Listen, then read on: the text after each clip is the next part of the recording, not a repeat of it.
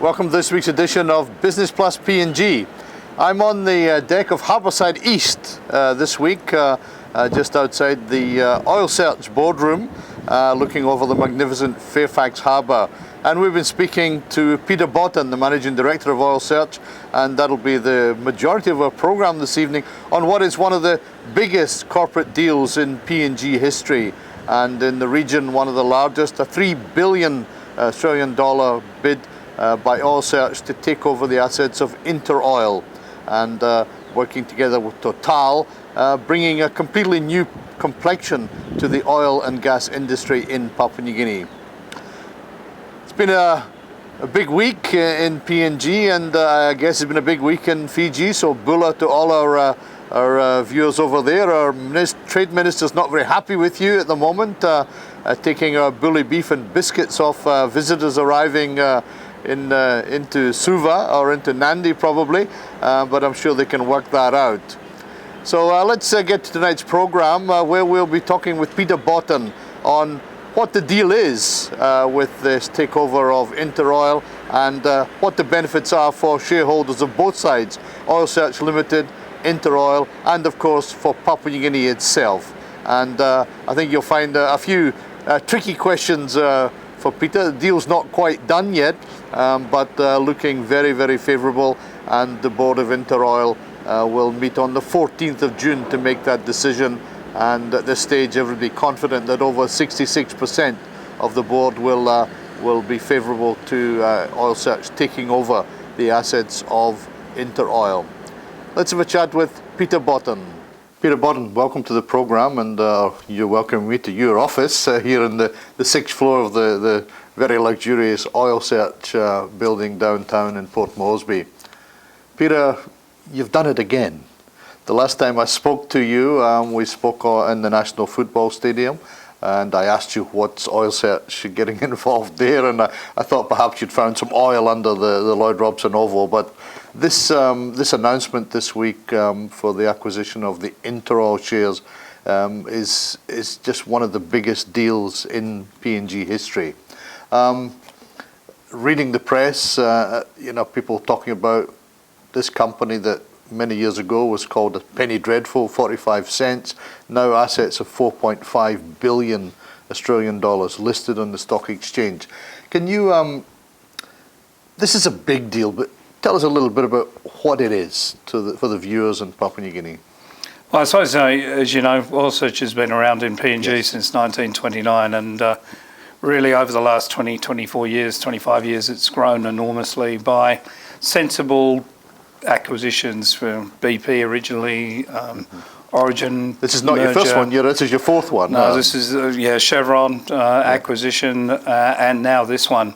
And I suppose that we think Papua New Guinea is a fantastic place to invest. On a world context, what we have in this country for the future of LNG development is just enormous. And when you look around the world, you look at the opportunity set, we have two of the best LNG projects, the potential best LNG projects in the world. And what this acquisition does is provide us with further equity in Papua LNG. It takes us up to about a 30% equity position, about the same as we have in PNG LNG. 29 in both projects. So we're across both of those projects. We'll talk about that again, because I just wonder how that fits with other players. Look, it is a reality. Yes. From a strategy point of view, as I say, PNG is a good place to invest, and us acquiring Interoil means that we now have an ability to influence the next phase of development of LNG, both the expansion of PNG LNG and the development of Papua LNG, and be meaningful in how those projects come together, how they cooperate, and how we can move forward with the next phase. Peter, you rejected a 11.6 billion Aussie dollar move on Oil Search by Woodside. At the time, the press are now saying that the hunted have now become the hunters. I know you would never use such undiplomatic language, that's why I'm here. But does this give you some sort of satisfaction that you've done a deal for Oil Search, but a deal for Papua New Guinea? Well, I think the deal is yet to close, of course. Yet but to close, but yeah, at the yeah. end of the day, we think this is a fantastic deal for Oil Search shareholders. We think it's a great deal for Interoil shareholders as well. And if we are able, as we think we can, to help and facilitate the development of the next phase of LNG development in this Just tell country. us what the deal is for the Interoil shareholders. Well, the Interoil shareholders receive a number of pieces of value. Yes. The first one is a value to $40.25 US dollars per share. And you can either take that $40.25 in cash or Or in you can Oil Search. take it in Oil Search shares. So they get 8 Oil Search shares for that. Yeah, that's right. And now if they like the story and like our growth story, then taking an Oil Search share and riding that growth and seeing the capital growth and the dividends that flow, it's not a bad thing. And there's another, we'll talk about the CVR later. I mean, that to me seemed like a nice sweetheart deal. If I had the Interoil shares, I've got the Oil Search shares, Right. and they've been in the draw for an awful long time. Maybe I'm ready to bring them out of the draw. Well, I try not to sell them right quite yet, but No, I won't be selling them. But at the end of the day, look, this is a deal which has got cash up front, and as you mentioned, the CVR, the conditional rights value right that comes value with this right, this transaction, basically gives the Interoil shareholders a kicker if we find more gas reserves in El Cantaloupe. Drilling at El Cantaloupe hasn't finished yet. We're just about to drill the Antelope 7 well. And if that well proves up substantial reserves, then the Interoil shareholders will receive money based on that reserve audit. There's always been, I know in my mind, I mean, this question, is the 26, 27 TCF there? Is this a way of covering Oil Search and also, if it is there, giving something to these Interoil shareholders? Well, frankly, I think it's a fair piece of paper to give the Interoil shareholders an upside, if there is upside.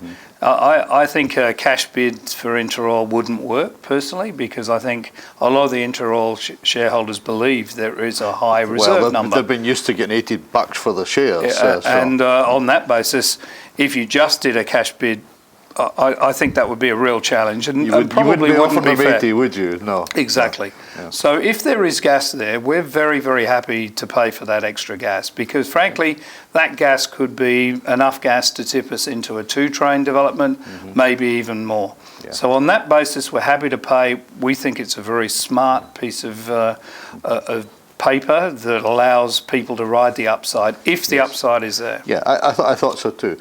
Why at this time launch a $3 billion bid for Interoil? Is it just taking advantage? You're obviously in a healthy position, bottom of the market. Is it simply that, or is there another agenda in Peter Botten's mind? Well, I think it's a combination of things. Deals like this come together when parties are in the right mind to make them come together. Yep. You can't do a deal like this with only one side working.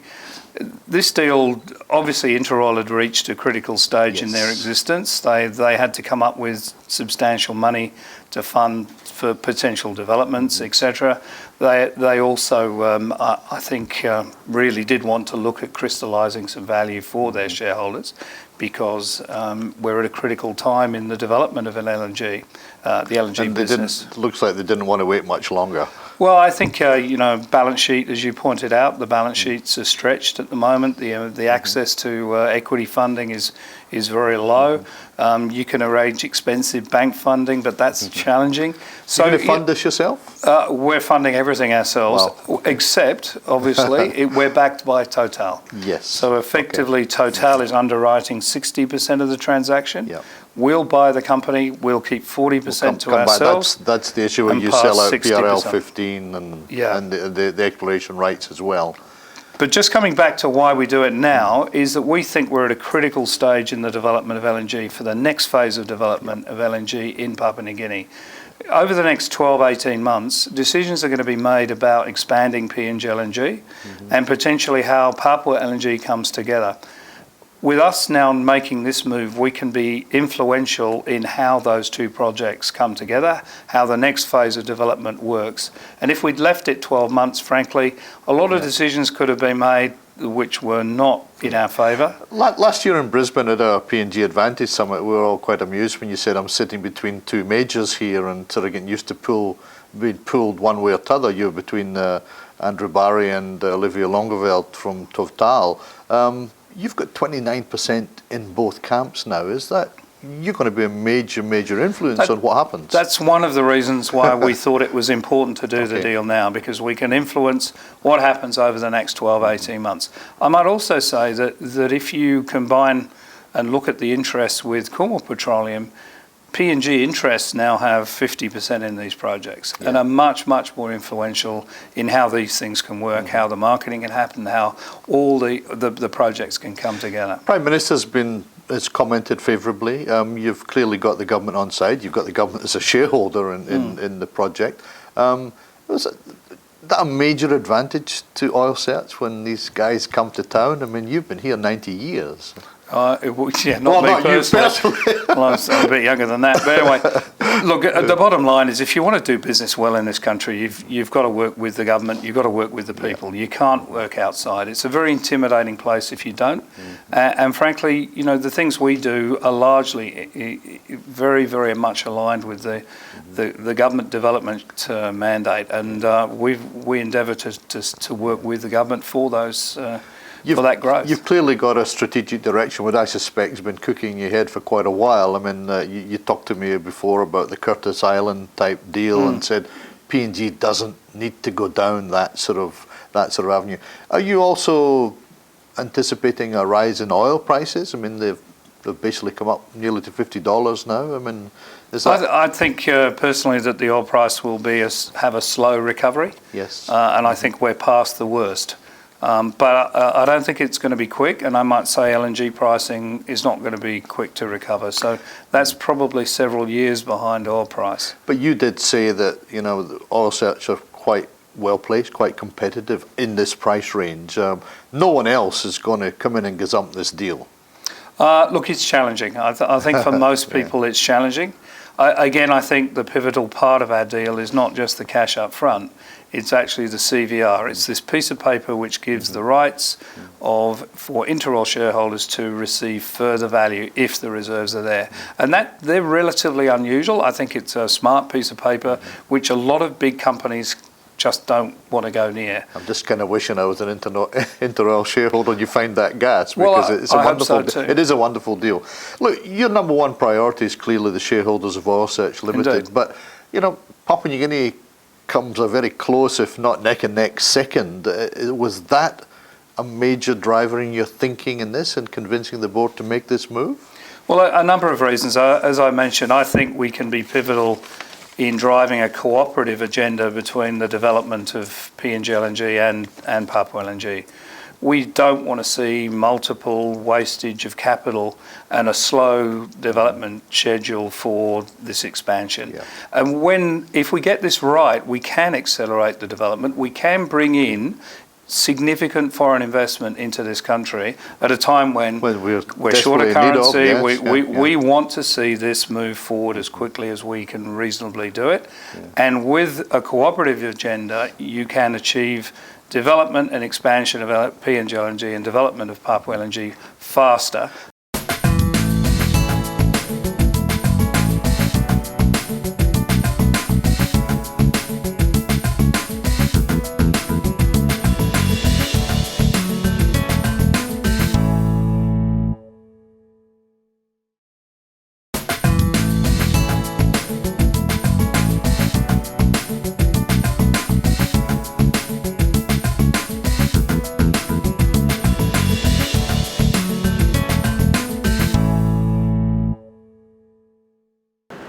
You're back with Business Plus P&G. A second segment of the programme, a continuation of an interview I did with Peter Botten, the Managing Director of Oil Search Limited, in the boardroom here in Port Moresby, talking about this fabulous corporate deal, if it comes off, for Papua New Guinea and for the shareholders of Oil Search and Interoil. A $3 billion deal. If it comes to fruition, we're confident it will. Some more from... No, it's not a done deal yet. You know, you need what, 66% of the Interoil shareholders to agree. I mean, are you confident you're going to get that? Well, look, I know you can't talk for them, but over the next month or so, we're going to go and see and meet as many of the IOC shareholders as we can. But Finlayson says he's happy. He's recommending to take it? Yes, he is. There's also a need to explain the transaction to them. There's a significant amount of common shareholdings between Oil Search and IOC. So there are major institutions such as Fidelity, such as Capital, who have shares in Oil Search, shares in IOC. We think it's a compelling story. There is, as you know, some noise out there. Well, you know my next question. I mean, the man in the 10-gallon hat is not happy, you know, and he controls 7% of the shareholding. I mean, is he going to be able to make it fly? I mean, the chairman of IOC has said, look, we think it's a good deal for our shareholders.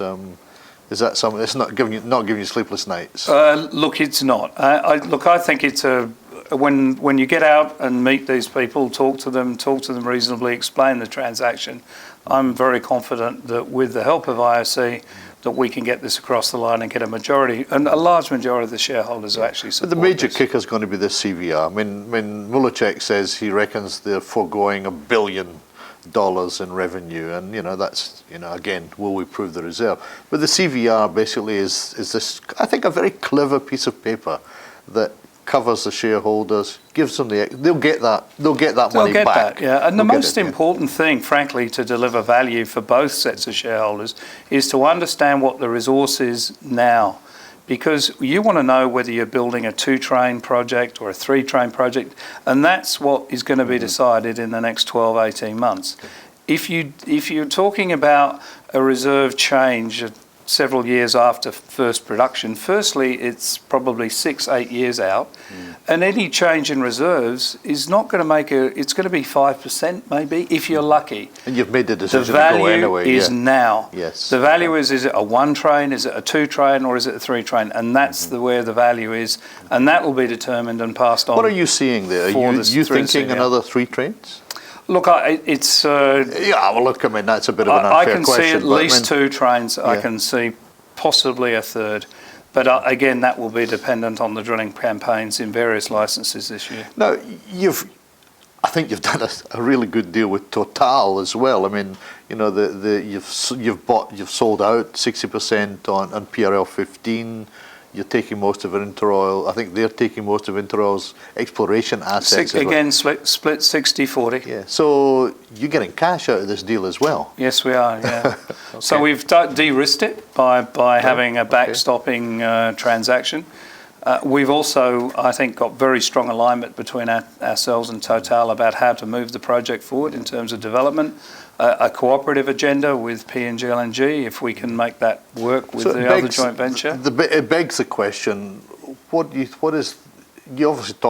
been talking very extensively with Total. What's Exxon's attitude to this? Because for a lot of us, it was looking like it was going to be one big project.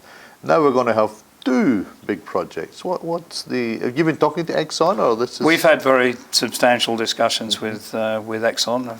For one reason or another, they're not in Total's position. But look, at the end of the day, I'm pretty certain that based on sensible economics, especially in this down cycle for commodity pricing, I think we're going to get cooperation between the 2 projects at some stage. All right, another thorny question then. You can take this one or you can knock me back on it. But I mean, in that it's 2 projects, there's been a lot of noise in the Gulf province. You know, and I know you've got the 90 years experience. You might need all of it dealing with the landowners in the Gulf, although I don't know, you've done very well in the Sun House. I mean, are they going to, all this talk of synergy and cooperation, are they going to see the gas being piped to Caution Bay and that's it? Well, look, the project as it stands right now is bringing the gas into Caution Bay. I think it's very important for the project to go down and talk to the Gulf landowners. I think, you know, one thing we're very, very keen to do is to explain what the benefits are. You'll do that for Total. You're the experts at that. Well, look, Total are the operator, so you know we have to, as I mentioned, we have to work between the legs sometimes. Dare I say it? But at the end of the day, we believe in engagement, explaining to all our stakeholders and landowners especially what the expectations of and benefits can come from this. Generally speaking, when you explain it properly, you sit down as sensible human beings, you explain what they're going to get, what they can get, how it happens, etc. Generally speaking, sense will prevail, and the best option will be made between the two of us. I don't believe that's quite got to maturity yet. So there's more work to do on that. Indeed. The ICCC Commissioner Paulus Ein has now said he wants to look at this deal. Did that come a wee bit out of left field for you? Well, look, I think again, we don't believe there are the application of the ICCC Act is applicable to us and this transaction. But look, we'll sit down again in a mature way. We'll go sit down, see the ICCC people, work our way through that, and explain what we think the position is and listen to theirs. I think if you're basing it on competition for domestic gas, there is no domestic gas market. That's correct. So and competition is not applicable for exports. So I think when we sit down and give them due respect and vice versa, I think we'll be able to work that through. Again, Peter Botten, the diplomat, I sort of just thought they're a wee bit out of their league there. But anyway, you go sort that problem out. I'm sure we will. I know you will. Finally, is this Peter Botten's last deal? A couple of years ago, you were sort of saying that. Maybe everybody's trying to get rid of me. I can't think why. We're just asking that.